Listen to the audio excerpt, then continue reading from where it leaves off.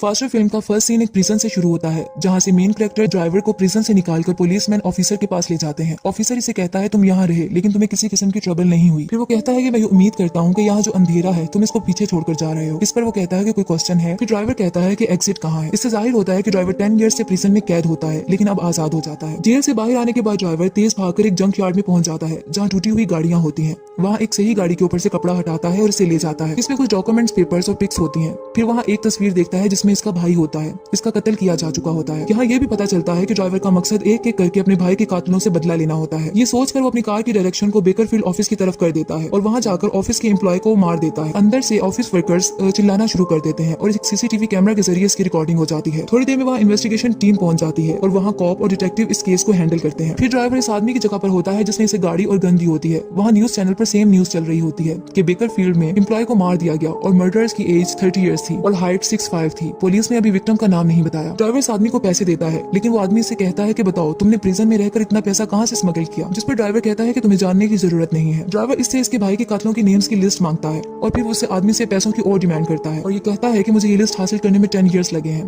Driver hyper हो जाता है और वो आदमी डर कर नेम लिस्ट को ड्राइवर को दे देता है। घर दिखाया जाता है जहाँ एक न्यू कैरेक्टर सामने आता है। वो किलर होता है। शुरू में वो एक्सरसाइज करता हुआ दिखाया जाता है। यहाँ से पता चलता है कि उसने बहुत से चैलेंजेस को एक्सेप्ट किया है और विन भी किया होता है। वहाँ इसकी दोस्त लिली भी होती है। किलर इसको कहता है कि मूव ऑन करने का टाइम है। इसके बाद किलर को कॉल आती है और इसे कहा जाता है कि तुम्हारे लिए एक क्लाइंट है, क्योंकि तुम चैलेंजेस को पसंद करते हो, तुम्हें लोकेशन के बारे में बता दिया जाएगा। ये क्लाइंट सोचता है कि वो टारगेट इसके पीछे है और इसे मारना चाहता है और वो कहता है कि काम जितनी जल्दी हो सके करो। ये किलर को ड्राइवर का कत्ल करने के लिए कहा जाता है और इसके बाद ड्राइवर की पे किलर के मोबाइल में भेज दी जाती है। किलर अपनी गन्स को लेकर अपनी गाड़ी में चला जाता है। ड्राइवर को दिखाया जाता है कि ड्राइवर लिस्ट में लिखे हुए नाम को, जो कि टिसन ओल्ड मैन होता है, उसकी तरफ जाता है और उसकी बिल्डिंग के पास जाकर गाड़ी को रोक देता है, जबकि किलर भी लोकेशन को आइडेंटिफाई करके वहां पहुंच जाता है। जैसे ही किलर ड्राइवर को अंदर जाता देखता है तो वो भी इसका पीछा करता है। ड्राइवर अपने भाई की डेथ का जहन मिलाकर शदीद गुस्से में आ जाता है और अपनी गन के साथ रूम में एंटर होकर इस बूढ़े आदमी टिसन के फोरहेड पर गोली मारकर इसका भी कत्ल कर देता है। किलर वहां पहुंचते ही ड्राइवर पर गोली चलाने लगता है कि एक छोटी सी बच्ची सामने आ जाती है। ड्राइवर इस बच्ची की वजह से परेशान हो जाता है, लेकिन इसकी जान बचाने के लिए इसे एक तरफ पुश कर देता है और इसके बाद किलर पर फायरिंग शुरू कर देता है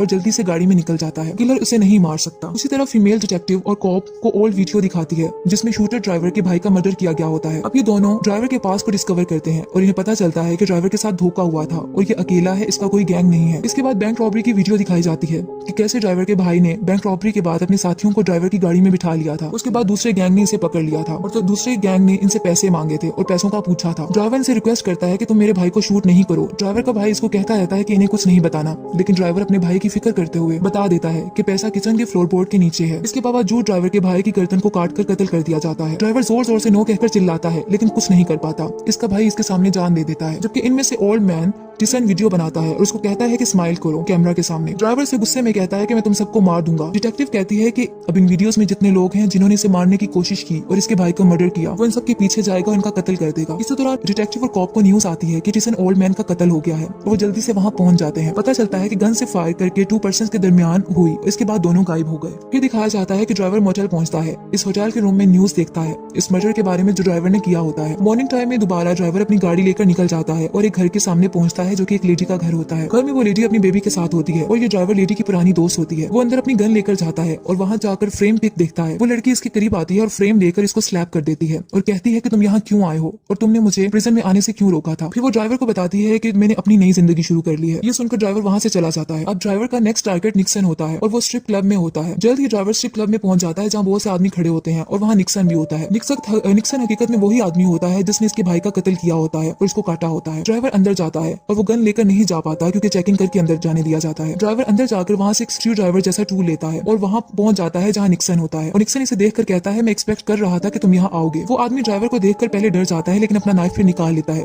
ताकि ड्राइवर को मार सके। दोनों की फाइट शुरू हो जाती है। इसके बाद ड्राइवर अपने टूल को इसमें स्टैब कर देता है जिससे वो बहुत ज्यादा जख्मी हो जाता है। ड्राइवर को लगता है कि निक्सन मर गया है, लेकिन अभी भी निक्सन जिंदा होता है। ड्राइवर के जाने के बाद इसको हॉस्पिटल ले जाते हैं। नेक्स्ट डे दिखाया जाता है कि किलर अपने मिशन पर, जबकि डिटेक्टिव और कॉप अपने मिशन पर निकल जाते हैं। कॉप अपनी पार्टनर डिटेक्टिव को कॉल करता है, जो इसे बताती है कि हमारे दोनों विक्टिम्स पहले ही मालूमात रखते हैं और कहती है कि मुझे तुम्हारा फॉलो अप चाहिए। कॉप कहता है कि क्या तुमने सुना है कि निक्सन को स्टैप कर दिया गया है। फिर कॉप हॉस्पिटल में सर्जरी वाली जगह पर पहुंच जाता है, जहां वह इंजर्ड निक्सन होता है। दूसरी तरफ किलर को यह पता चलता है कि तुम्हें ड्राइवर हॉस्पिटल में मिल सकता है, क्योंकि इसका थर्ड विक्टिम हिट करने से बच गया है। ड्राइवर इसको खत्म करने वहां जाएगा और ऐसा ही होता है। ड्राइवर हॉस्पिटल पहुंच जाता है, जहां इसके भाई का कातिल होता है। वहां स्पेशल केयर यूनिट में जाकर जहां इस आदमी को ऑपरेट किया जा रहा होता है, अंदर चला जाता है। नर्सेज और डॉक्टर्स डर जाते हैं। ड्राइवर अपनी गन निकाल लेता है और इस आदमी पर फायरिंग शुरू करके इसे जान से मार देता है और वहां से निकल जाता है। गन की आवाज सुनकर वहां के सब लोग डिस्पर्स हो जाते हैं और वहां कॉप अलर्ट हो जाता है और अपनी गन लेकर इसके पीछे जाता है और आखिर इस पर फायरिंग शुरू कर देता है। बहुत ज्यादा फायरिंग होती है। ड्राइवर अपना डिफेंड करता है, लेकिन कॉप आगे बढ़ता है कि अचानक ड्राइवर सामने आकर गन दिखाता है। डर से कॉप की गन नीचे गिर जाती है और वो घुटनों के बल बैठ जाता है और आंखें बंद कर लेता है। लेकिन ड्राइवर इस पर गन नहीं चलाता, क्योंकि वो उसका बैच देख लेता है, क्योंकि इसके प्लान का ये पार्ट नहीं होता। जबकि वो कॉप आंखें खोलता है तो वहाँ ड्राइवर नहीं होता, वो जा चुका होता है। ड्राइवर जल्दी से अपनी गाड़ी में स्पीड से चला जाता है। फिर पता चलता है कि किलर इसका पीछा कर रहा है।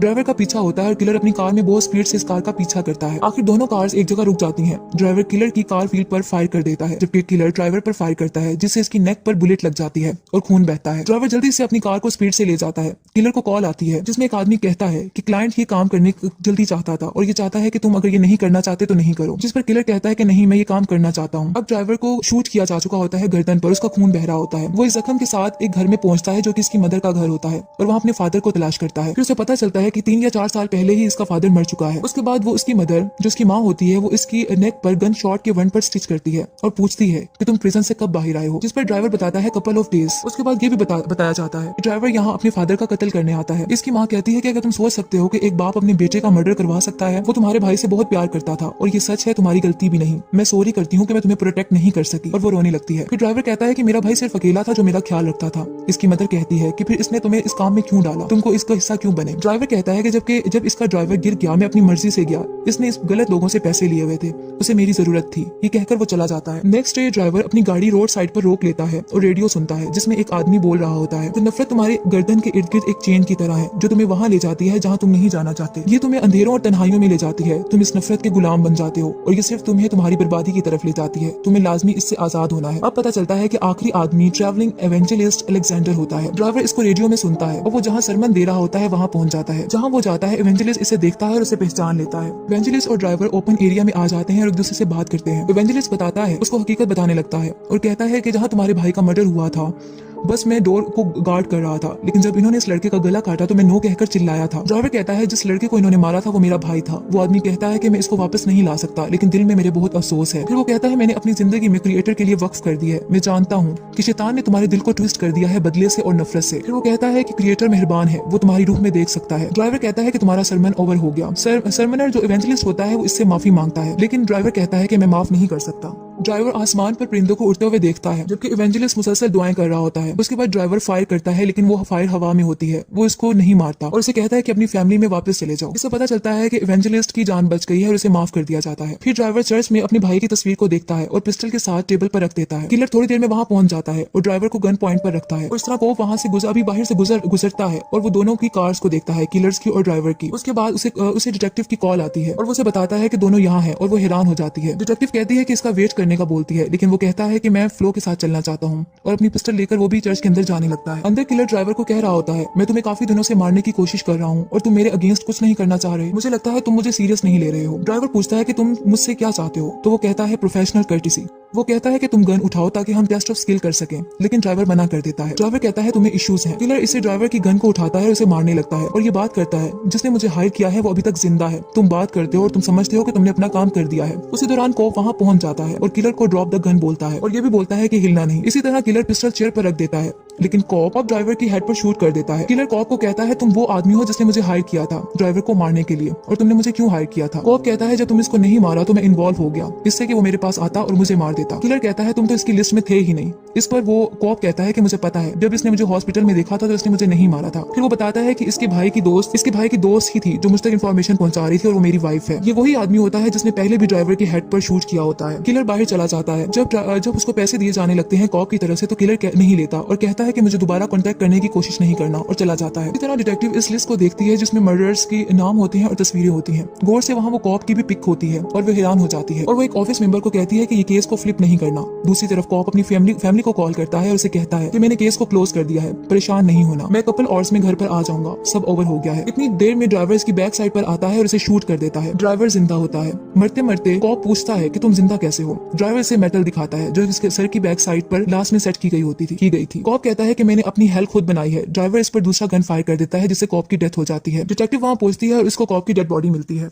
ड्राइवर सब मर्डर्स को मार चुका होता है जो किसके भाई के कत्ल में इन्वॉल्व थे, सिवाय इवेंजलिस्ट अलेक्जेंडर के, क्योंकि उसने माफी मांग ली होती है। आखिर में ड्राइवर अपने भाई की एशेस को समुद्र में बहा देता है क्योंकि वो अपने भाई का बदला ले चुका होता है। जबकि दूसरी तरफ ट्रैवलिंग इवेंजलिस्ट अलेक्जेंडर को दिखाया जाता है जो फॉरगिवनेस पर अपना सरमन दे रहा होता है।